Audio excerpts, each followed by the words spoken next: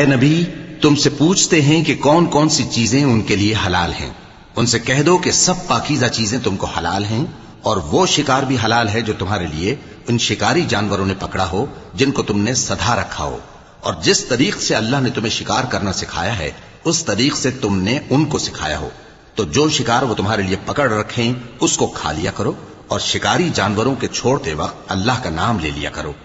اور اللہ سے ڈرتے رہو، بے شک اللہ جلد حساب لینے والا ہے۔ آج تمہارے لیے سب پاکیزہ چیزیں حلال کر دی گئیں، اور اہل کتاب کا کھانا بھی تم کو حلال ہے اور تمہارا کھانا ان کو حلال ہے،